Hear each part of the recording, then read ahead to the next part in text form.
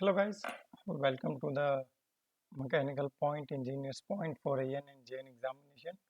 तो कैसे हैं आप सभी लोग? I hope all of you are good and doing well. आप सबकी प्रिपरेशन बहुत अच्छे से चल रही होगी एंड फॉर योर प्रिपरेशन मैं आपके लिए सेशन प्रीमियर कर रहा हूँ जिसमें हम थर्मोडायनेमिक्स की वर्कबुक का सॉल्यूशन कर रहे हैं। इसी के साथ एक इन्फॉर्मेशन और मैं आपको दे देता हूँ कि अभी आपका रेफ्रिजरेशन और एयर कंडीशनिंग का भी हमने एक सेशन लिया था जिसमें हमने एसएससी जेईई के प्रीवियस ईयर क्वेश्चंस किए थे। लेकिन रेफ्रिजरेशन और एयर कंडीशनिंग का भी हम क्या कर रहे हैं, बहुत ही जल्द वर्कबुक आपको पीडीएफ के फॉर्मेट में प्रोवाइड करने वाले हैं। तो वो पीडीएफ आपको mechanical by Vishal sir Telegram channel में मिल जाएगी। तो वर्कबुक में कोई सॉल्यूशंस नहीं रहता है। These questions are selected on the basis of previous year questions of different examination जिसके आप प्रैक्टिस कर सकें। जो आपको हम कहें कि प्रैक्टिस सेट प्रोवाइड किया जाता है, तो उस प्रैक्टिस सेट के क्वेश्चंस आपको वहाँ पे विद आंसर अवेलेबल रहते हैं, विद आपके डिटेल सॉल्यूशन अवेलेबल रहते हैं। वर्कबुक के सॉल्यूशन आपको खुद को प्रिपेयर करने होते हैं और एट द एंड आपको इन सभी क्वेश्चंस के जो आंसर होंगे वो अपनी इस वीडियो के माध्यम से प्राप्त हो जाएंगे, है ना। अभी टॉक अबाउट, अभी हमारा बेसिक कंसेप्ट चैप्टर चल रहा था, है ना, जिसमें हमने 20 क्वेश्चंस कर लिए थे। So today we are going to start from 21। देखिए क्वेश्चन नंबर 21 क्या कह रहा है। Very simple question. एक आइडियल गैस है, तो आइडियल गैस की जो भी प्रॉपर्टीज होती है आपको याद रखनी पड़ेगी। क्या क्या प्रॉपर्टीज होती है, देखिए अगर हम बात करते हैं आइडियल गैस की, एक सेकेंड, ये पेज फॉर्मेट भी चेंज हो जाता है।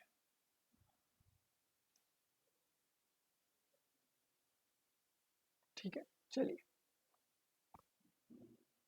तो अगर हम बात करें आइडियल गैस की, तो कोई भी गैस आपकी लो प्रेशर पर और हाई टेम्परेचर पर आइडियल गैस की तरह बिहेव करती है।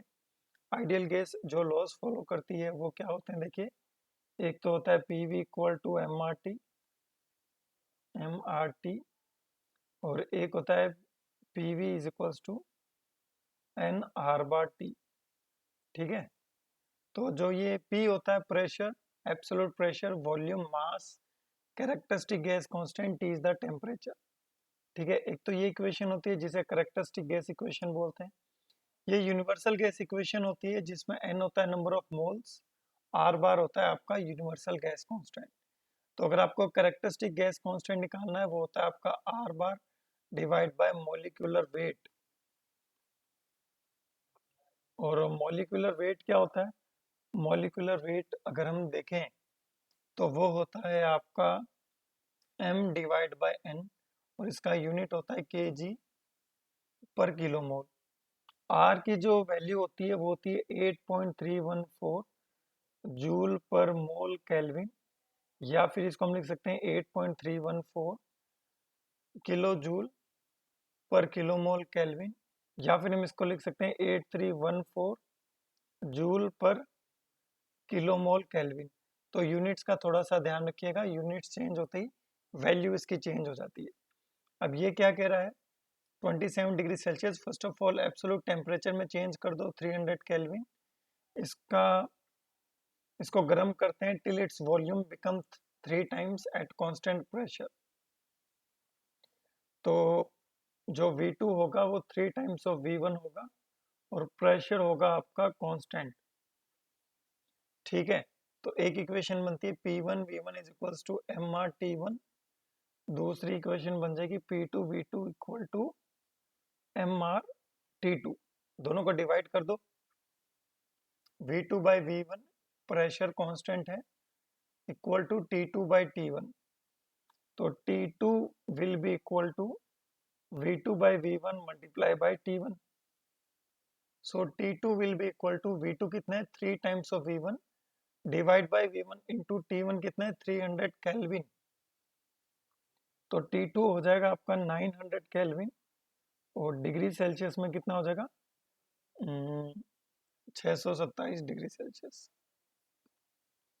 तो आंसर इसका कितना हो जाएगा 627 डिग्री सेल्सियस। नेक्स्ट क्वेश्चन देखिए, question number 22। Which one of the following substance has constant specific heat at all pressure and temperature. कल मैं इसमें इसका जो ये है वाटर मार्क को हटा दूंगा, ठीक है। तो किसकी कांस्टेंट स्पेसिफिक हीट होती है at all pressure and temperature? Monoatomic gas, diatomic gas, triatomic gas, polyatomic gas. तो इसका आंसर हो जाएगा आपका monoatomic gas. Question number 23। A series of operations which takes place in a certain order and restore the initial condition at the end. What does it mean? It means that कि कोई series of operations है 1 2 3 4 5, आपकी initial and final state same हो जाती है, ठीक है। और जब इनिशियल और फाइनल स्टेट सेम हो जाती है तो उसको हम क्या बोलते हैं? Thermodynamic cycle. अब ये रिवर्सिबल भी हो सकती है, इरिवर्सिबल भी हो सकती है। तो the answer would be option C. Now one question I am asking, a student asked me a doubt. He was asking that entropy change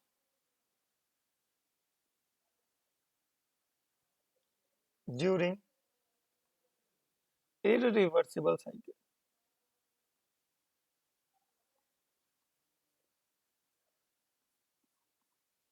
entropy ये ढंग से लिखा नहीं गया, नेक्स्ट पेज पे लेते हैं इसको।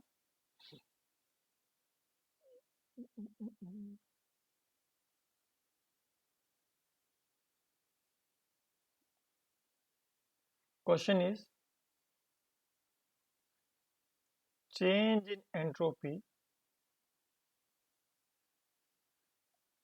during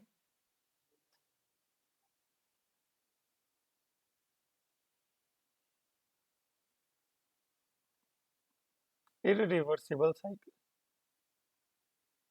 So what is option? It may be positive change, it may be negative change, 0, D, none of these.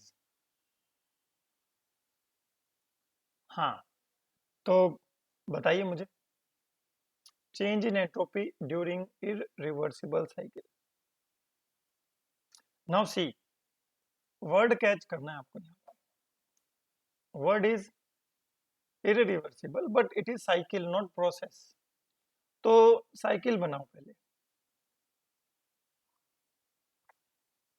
ठीक है, साइकिल बनाओ। हाँ, कौन सा साइकिल बनाओगे? Temperature entropy diagram. Irreversible cycle बनाना है तो वीसीआर साइकिल इरिवर्सिबल होता है कि नहीं?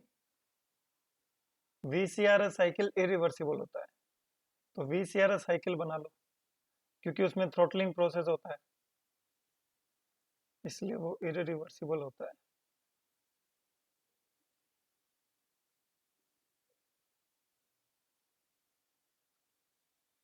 चलो, पूरी साइकिल में एंट्रोपी चेंज कितना होगा ये आपको बताना है। This is 1 to 2 isentropic compression, 2 to 3 constant pressure heat rejection, 3 to 4 irreversible adiabatic expansion, throttling irreversible process. तो हाँ, ये साइकिल इरिवर्सिबल साइकिल है। जो वीसीआर साइकिल है वो इरिवर्सिबल है।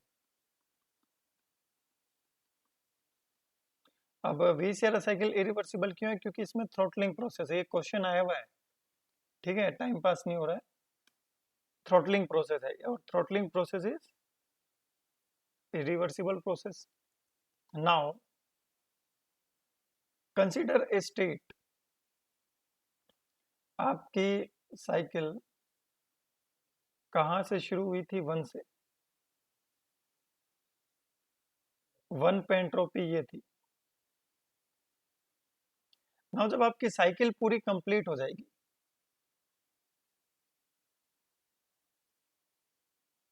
then you will get initial state, final state same, then change in entropy during the irreversible cycle will be 0. अब आप ये ऐसे भी कर सकते थे, entropy is a property and cyclic integral of the properties are equal to 0. क्यों? Because properties are inexact differential और inexact differentials का cyclic integral 0 होता है. और गलती क्या करते हैं स्टूडेंट यहाँ पे मोस्टली कि इरिवर्सिबल है, और हमने वर्ड सुना है कि इरिवर्सिबल में पॉजिटिव होता है. नो भैया, इरिवर्सिबल में यहाँ पे 0 हो जाएगा, इरिवर्सिबल में 0 हो जाएगा. अब मान लीजिए इसी क्वेश्चन में थोड़ा सा मैं चेंज करता हूं. क्वेश्चन इज सेम,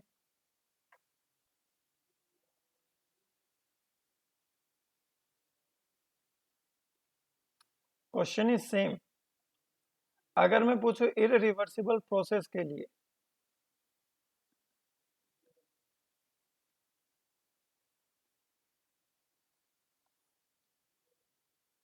तो change in entropy of universe is greater than 0.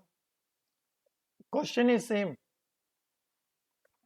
अगर मैं पूछूं रिवर्सिबल प्रोसेस के लिए, प्रोसेस की बात कर रहा हूं, तो option A, B, C, D, entropy में इंक्रीजेस, एंट्रोपी में decrease, entropy remain constant, system लिख लो आगे, और एनी ऑफ द.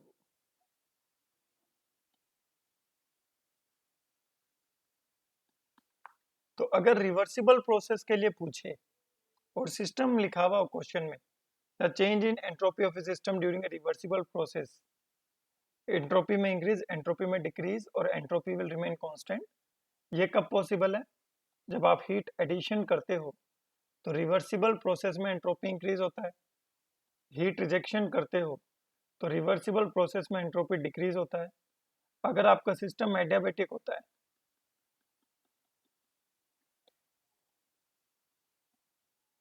ठीक है, तो एंट्रोपी आपका कांस्टेंट रहता है. मतलब reversible adiabatic will be constant entropy process. ठीक है. नाउ इसी में अगर हम देखें change in entropy during the reversible process, entropy में कहां चला गया मैं, change in entropy during reversible process, first chapter में एंट्रोपी पढ़ा रहा हूं, चलो कोई बात नहीं. It will be cycling, it will be del bar Q divide by T. ये फॉर्मूला केवल रिवर्सिबल प्रोसेस के लिए वैलिड है, इरिवर्सिबल के लिए नहीं है. चलो एंट्रोपी को रुक जाओ अभी, है ना, एंट्रोपी छोड़ो. What are the properties of thermodynamic system whose value of the entire system is equal to their sum of their values of the individual parts of the system? क्या बोल रहा है कि थर्मोडायनेमिक सिस्टम की वो properties कौन सी properties कहलाती है यदि उसकी टोटल वैल्यू निकालने के लिए हम क्या करें, थर्मोडायनेमिक सिस्टम को बहुत सारे इंडिविजुअल पार्ट्स में डिवाइड कर दें और उसके बाद उन इंडिविजुअल पार्ट्स की प्रॉपर्टीज का समेशन कर दें. तो वो प्रॉपर्टीज क्या कहलाती है, एक्सटेंसिव प्रॉपर्टीज कहलाती है. जैसे सिस्टम को हमने दो पार्ट में डिवाइड कर दिया, मास क्या हो गया m/2 m/2, तो टोटल मास क्या हो जाएगा m/2 plus m/2.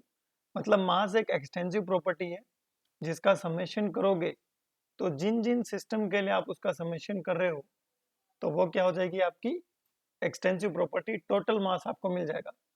Similarly with the entropy, अगर आप इंडिविजुअल्स की एंट्रोपी निकाल के समेशन कर दो तो आपको टोटल एंट्रोपी मिल जाएगी. वॉल्यूम के साथ भी ऐसा ही है. Which one of the following properties below is an intensive properties of the system? System की इंटेंसिव प्रॉपर्टी देखो, एंट्रोपी तो एक्सटेंसिव प्रॉपर्टी है, काइनेटिक एनर्जी एक्सटेंसिव प्रॉपर्टी है, वॉल्यूम आपका एक्सटेंसिव प्रॉपर्टी है, कंपोजिशन H2O इंटेंसिव प्रॉपर्टी है. चलिए thermodynamic work is the product of, देखिएगा व्हाट इज थर्मोडाइनमिक वर्क। अगर हम थर्मोडाइनमिक वर्क की बात करें तो बेसिकली ये क्या एज्यूम कर रहा है, प्री एज्यूम कर रहा है एग्जामिनर, क्या एज्यूम कर रहा है, reversible process. It is pre assuming close system. तो reversible work done by a closed system is integration of PdV. Pressure is intensive property and volume is extensive property. Change in extensive property. So an intensive property and the change in extensive property. Option C will be the right answer. 27. The condition of reversibility of a cycle. ये cycle का पूछ रहा है, ठीक है।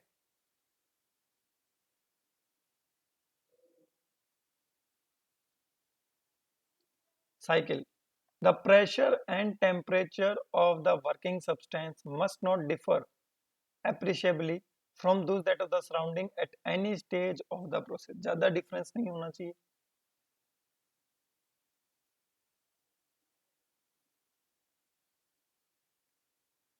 The working parts of the engine must be friction free.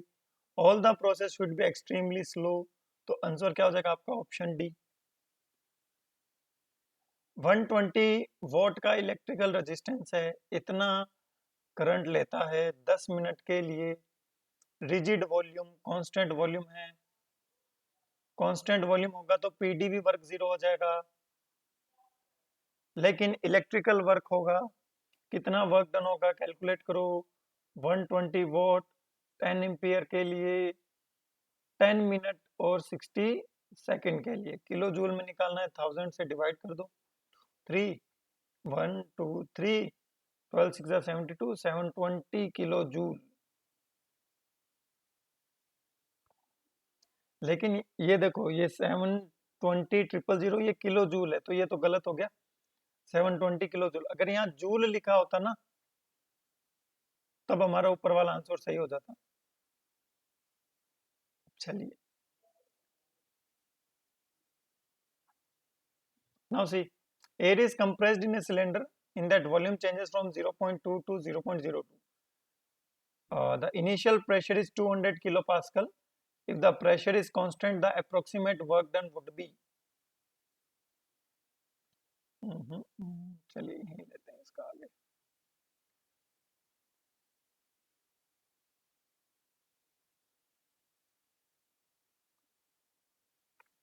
So work done will be pressure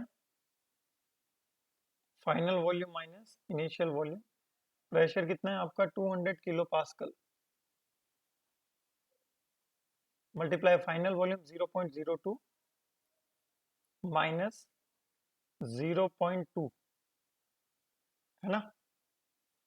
तो work will be equal to 200, ये अपना कितना हो जाएगा 0.18। देखो ये 8 हो जाएगा, ये 1 हो जाएगा। अब 0.18 हो जाएगा, 18 2 जा 36, तो 36 ऑप्शन ए।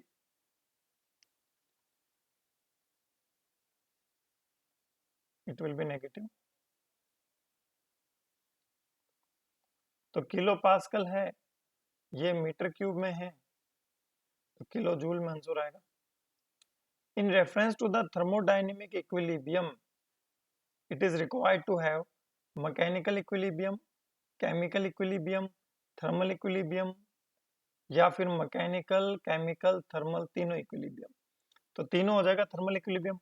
मैकेनिकल इक्विलिब्रियम मतलब क्या होगा, पूरे सिस्टम में आपका प्रेशर सेम रहेगा, पूरे सिस्टम में टेम्परेचर सेम रहेगा, पूरे सिस्टम में आपका कंपोजिशन, केमिकल कंपोजिशन सेम रहेगा, कोई रिएक्शंस वगैरह नहीं होगी। Now question number 31।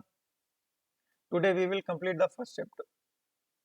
Internal energy of the system containing perfect gas.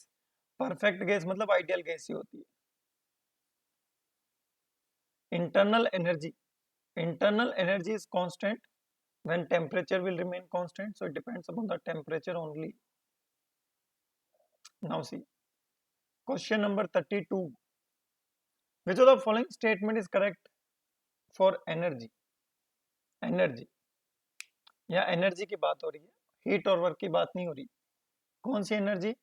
Macroscopic energy, internal energy, potential energy, kinetic energy. Macroscopic energy की बात हो रही है. और macroscopic energy are the extensive properties and these are the point function. और यही first law thermodynamics कहता है कि energy is a point function, energy is a property. चलिए, heat transfer takes place important है. किस लॉ के अकॉर्डिंग हीट ट्रांसफर होता है? ऑप्शन तो छोड़ो, मुझे लग रहा है नहीं दिखाई दे रहा. Let me zoom once again. Is it clear? Heat transfer takes place according to which of the following law? Heat transfer takes place. Clausius statement क्या कहता है? Clausius statement कहता है कि you cannot transfer heat from lower temperature to higher temperature without any energy input, external energy input, external work input. तो वही तो कह रहा है कि आप लो टेम्परेचर से हाई टेम्परेचर ट्रांसफर कर ही नहीं सकते, हीट ट्रांसफर नहीं कर सकते. कौन कहता है? क्लोसियस स्टेटमेंट. क्लोसियस कहता है हाई से लो ही होगा, और लो से हाई करने के लिए आपको क्या करना पड़ेगा? एक्सटर्नल एनर्जी इनपुट लगाना पड़ेगा, है कि नहीं? Now see, external energy input लगाना पड़ेगा, मतलब ये कौन डिसाइड कर रहा है? ये क्लोसियस स्टेटमेंट डिसाइड कर रहा है. मतलब हीट ट्रांसफर किसके अकॉर्डिंग हो रहा है? क्लोसियस स्टेटमेंट के अकॉर्डिंग हो रहा है. और क्लोसियस स्टेटमेंट किसका स्टेटमेंट है? Second law thermodynamics. तो सी, इंजन कैसे वर्क करता है, आईसी इंजन किस पे वर्क करता है, गैस टरबाइन किस पे वर्क करता है, रेफ्रिजरेटर किस पे वर्क करता है, हीट ट्रांसफर किस पे वर्क करता है, सबका आंसर क्या हो जाएगा? Second law thermodynamics. Enthalpy of ideal gas is a function of temperature only. जिस तरीके से इंटरनल एनर्जी किसका फंक्शन है? Temperature only. Enthalpy is also the function of temperature only. Now 1 degree Celsius किसके इक्वल होता है? 0 degree Celsius equals to 273.15 kelvin. तो 1 degree Celsius will be equal to 274.15 kelvin. So 274.15 Kelvin. Which of the following thermometer is independent of its material of construction? Ideal gas thermometer. ये class में करवा रखा था. Now come to the next question. Now see, certain quantities cannot be located on the graph by a point. Cannot by a point are given by, but are given by a point. नहीं, ये एक line काटो. But are given by the area under the curve. अब area under the curve क्या हो जाएगा? Path function. मतलब कुछ चीजें होती है जो केवल पॉइंट से लोकेट नहीं कर सकते, एरिया अंडर द कर्व से लोकेट करते हैं. और जब एरिया अंडर द कर्व से लोकेट करते हैं तो अलग अलग पाथ में अलग अलग एरिया आएगा. और जो अलग अलग एरिया आएगा अलग अलग पाथ के लिए, तो वो क्वांटिटीज क्या कहलाएगी? पाथ फंक्शन कहलाएगी. Question number 38. नॉन फ्लो मतलब क्लोज लिख ही रखा है, close system. The value of net energy transfer as heat and work changes in, देखिएगा, नेट. वेल, ये प्रोसेस के लिए है मेरे हिसाब से, क्योंकि ये क्वेश्चन मेरे हिसाब से कोई जेएन वाला लग रहा है. वैसे छोड़ो, चलो, इसका तो 627 हो जाएगा, 2 बार रिपीट हो गया ये question. Now C, cyclic integral of del Q, इसको न्यू पेज पे लेते हैं. सी, कुछ इंपॉर्टेंट चीजें बताता हूं मैं. चाहे नेट हीट इंटरेक्शन ऐसे लिख दो, चाहे नेट हीट इंटरेक्शन ऐसे लिख दो, चाहे cyclic integral of del bar Q ऐसे लिख दो, ये सभी के सभी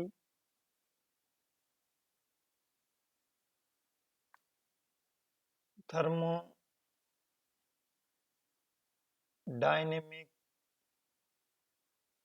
साइकिल के लिए फर्स्ट लॉ, चाहे आपकी साइकिल रिवर्सिबल हो या फिर चाहे आपकी साइकिल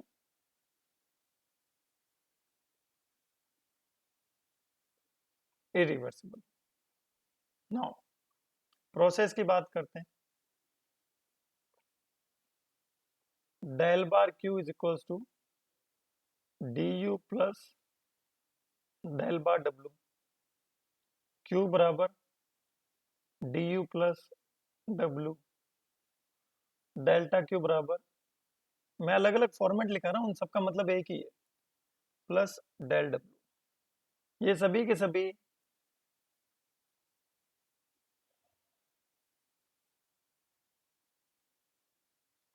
थर्मोडायनेमिक प्रोसेसेस के लिए वैलिड है।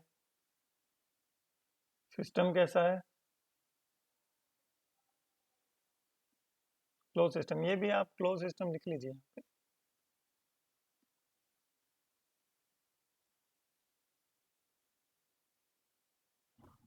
और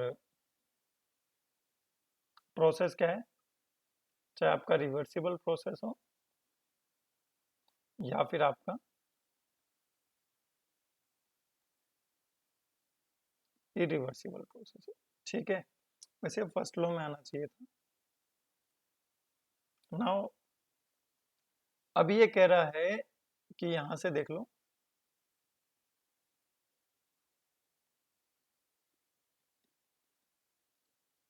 Q और W का जो डिफरेंस होता है वो चेंज इन इंटरनल एनर्जी के इक्वल होता है। अब देखिएगा, अगर ये प्रोसेस कंसिडर करता है, इफ इट कंसिडर्स प्रोसेस, तो आंसर हो जाएगा option C. But if it considers net energy transfer as heat and work, अगर ये कंसिडर करता है नेट वाला, तो ये हो जाएगा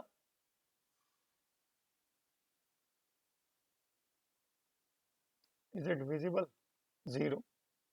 तो अगर ये जीरो हो जाएगा तो आंसर हो जाएगा आपका ऑप्शन डी। ठीक है, अब ये डिपेंड करता है इन्होंने माना क्या है। मेरे हिसाब से आंसर तो हमें साइकिल के हिसाब से नहीं देना है, इंटरनल एनर्जी पर ज़्यादा फोकस, ज़्यादा अपने को कंसंट्रेशन देनी पड़ेगी, है ना। तो वैसे तो मैंने दोनों एक्सप्लेनेशन दे दी है, ओ शिट, हम क्या करेंगे, दोनों के हिसाब से आंसर दे देंगे, ठीक है। This is PV2।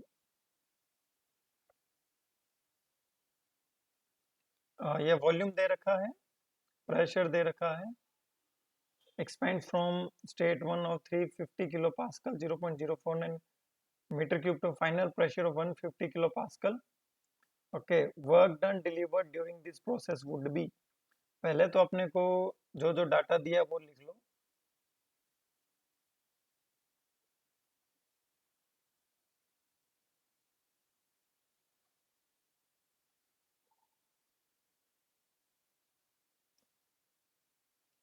क्या डाटा दिया है? P1 दिया है 350 किलो पास्कल,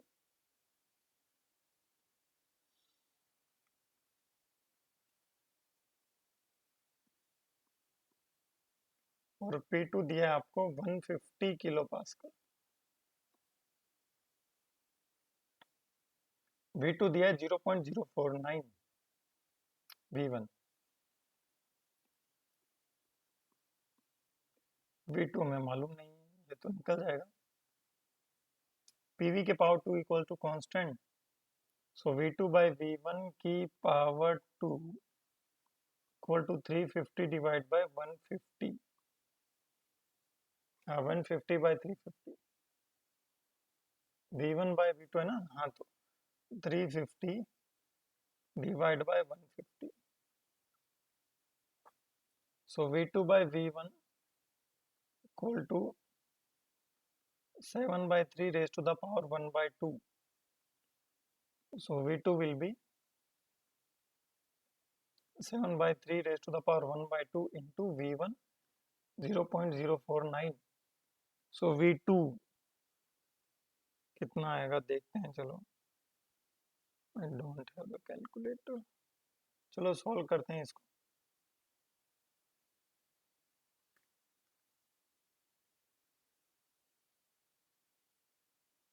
डेली एक एक चैप्टर के क्वेश्चंस अपने सॉल्व कर लेंगे, ठीक है।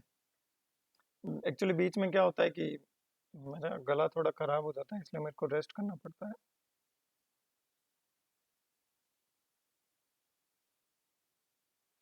Zero point zero seven four eight four 0.07484 meter cube. Now what will be work done? P1 V1 minus P2 V2 divided by n minus 1. So P1 is 350, 0.049 minus 150 into 0.07484 divided by 2 minus 1 into 150 minus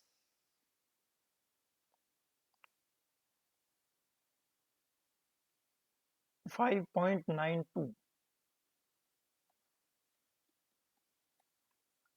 let's see option में क्या 5.92 option C हो जाएगा, है ना। चलिए move on to the next question. Pick the correct statement regarding the path function. Path function आपके exact differential होते हैं और पॉइंट फंक्शन क्या होता है, inexact differential. So the differential of point function at path function are exact. खत्म। Differential of point function are inexact, the differential of path function are inexact. एक second, आपने कहा तो पॉइंट फंक्शन के बारे में थोड़ी बताना, path function. The differential of path function are exact, ये गलत है। The differential of path function are inexact differentials, C सही हो जाएगा।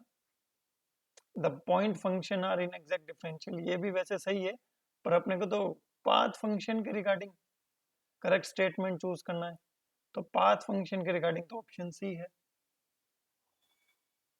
42। चलो पहले ये स्टेटमेंट्स पढ़ लो। First law thermodynamics for a close system undergoing Q minus W is equals to E, सही है।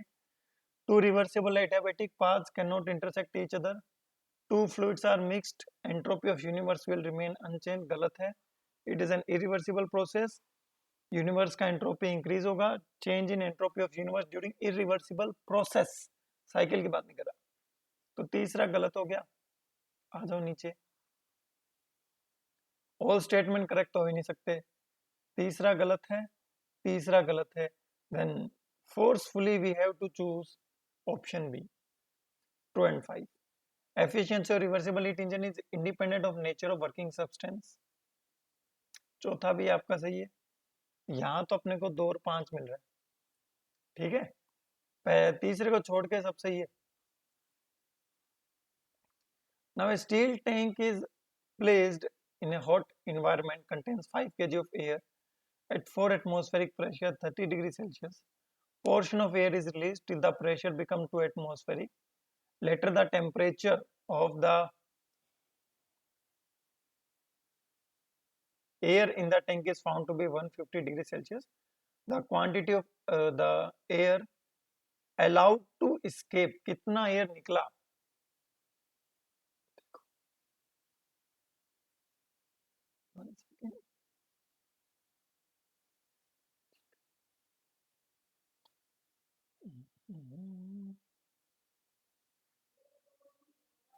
देखो एक सेकेंड,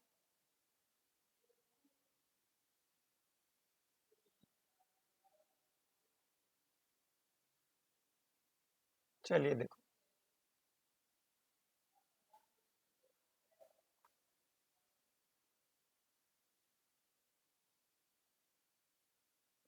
ये सिस्टम है, कितनी एयर निकल गई वो बताना है, लेकिन वो नहीं निकालेंगे अपने, कितनी एयर अंदर रही वो निकाल लेते हैं। मान लीजिए इसमें मास m है, इसमें मास m डैश है, कितनी एयर निकल गई,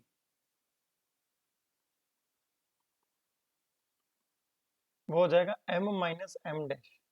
ठीक है, देखो एक बार 5 kg 4 एटमॉस्फेरिक 30 डिग्री सेल्सियस।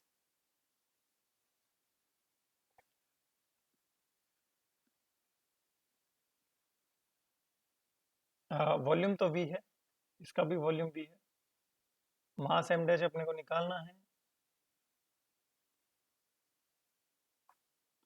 एक second,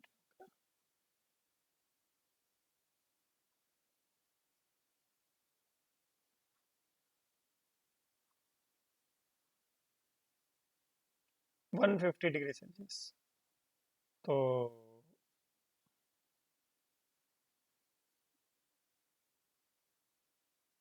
2 atmospheric pressure 150 degree Celsius, तो छोड़ो,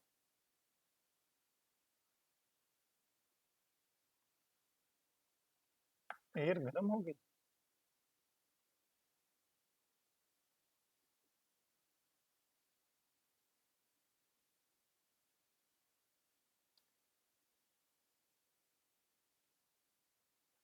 ये मेरे हिसाब से 300 डिग्री सेल्सियस हो,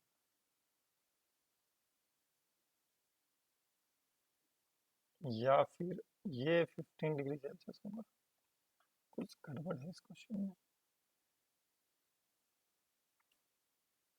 चलो देखते हैं, 150 से निकालते हैं जो लिखा है। देखिए वॉल्यूम दोनों का सेम है, v बराबर क्या होगा, एम आर टी अपॉन में p। तो लगा दो, M R T one divide by P one equal to M dash R T two divide by P two. So R से ये आर कट जाएगा, एम कितना है 5 kg, temperature T1 303 kelvin, pressure P1 4 atmospheric, 4 plus 1.013, 4 into 4 times of atmospheric, और m dash 150 plus 273 divide by 2 times of atmospheric, atmospheric cut गया तो 2.5। चलो निकालते हैं m डैश कितना है।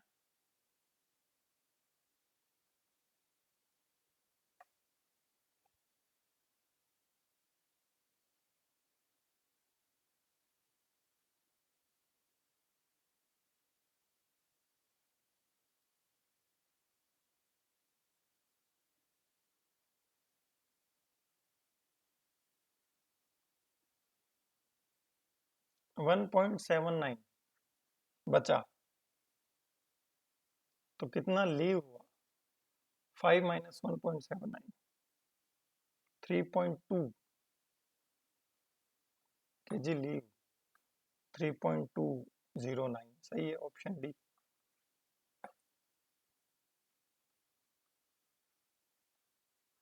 ठीक है, ये क्वेश्चन कैलकुलेटर वाले थे। ठीक है, now come to the next question. The heat capacity is given by, what is heat capacity, C? It is the product of mass into specific heat, C, small c.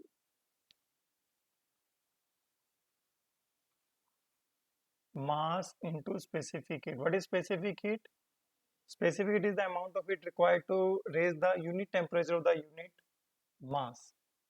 ठीक है, और heat specific heat के बारे में बात करें, solids liquids की specific heat constant रहती है ना। गैसेस की दो स्पेसिफिक हीट होती है, पॉलीट्रोपिक स्पेसिफिक हीट नेगेटिव होती है। It means if you supply the heat during the polytropic process you will get the more work which will results in decrease in its internal energy, further its temperature will be also decreases। बिना contact के temperature measure करता है pyrometer by using thermodynamic radiations। which of the following important question है, is considered to be thermodynamic potential, enthalpy will be considered as thermodynamic potential। okay, so the first chapter has been completed, from the second chapters हम क्या करेंगे, next session में उसको solve करना शुरू करेंगे। और कल आपको आरएसी की जो पीडीएफ है वर्कबुक की वो मिल जाएगी आपके अपने Telegram channel mechanical by Vishal sir में। सो तब तक के लिए guys, bye bye, take care, love you all, जय हिंद, जय भारत।